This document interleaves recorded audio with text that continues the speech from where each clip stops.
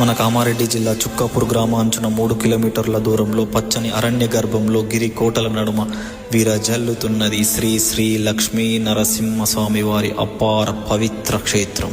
ఇక్కడ స్వామివారు స్వయంభుగా వెలిసి అపార దివ్య శక్తితో భక్తులను అనుగ్రహిస్తూ యుగ యుగాలుగా తన దివ్య తేజస్సుతో ఈ క్షేత్రాన్ని ప్రకాశింపజేస్తున్నారు.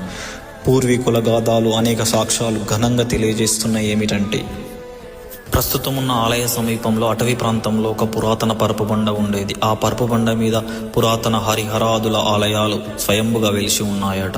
ఆ కాలము నాటి దొంగలు శ్రీ లక్ష్మీ నరసింహస్వామి పీఠం కింద ఉన్న నిధులను దొంగలించడానికై నల్లని గోమాతను ఆలయం ముందు బలించారంట.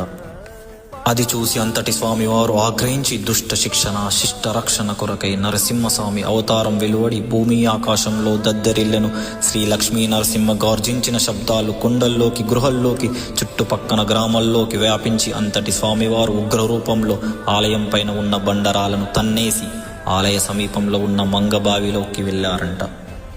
పూజారులకు గ్రామస్తులకు శ్రీ లక్ష్మీ నరసింహస్వామి వారు కలలోకి వచ్చి, నేను ఈ బావిలో ఉన్నానని చెప్పి నాకు వేరే గుడి కట్టియండి అని చెప్పారంట. అది చూసి అందరూ కలిసి గుర్రపు బండిపై స్వామివారిని ఊర్లోకి తీసుకొస్తుండగా మధ్యలో ప్రస్తుతం ఉన్న ఆలయ సమీపంలో ఆగి కదలలేదు అట. ఆ సమయంలో ఆకాశవాణిగా సాక్షాత్తు లక్ష్మీ నరసింహస్వామి వారు వచ్చి ఇక్కడే గుడి కట్టండి అని చెప్పారంట. ఇప్పుడు వెలిసిన చుక్కాపూర్ టెంపుల్ ప్రత్యక్షంగా స్వామివారు చెప్పిన శ్రీ శ్రీ లక్ష్మీ నరసింహస్వామి వారి ఆలయం చుక్కాపూర్ భక్తులందరూ తప్పక దర్శించవలసిన పవిత్ర క్షేత్రం.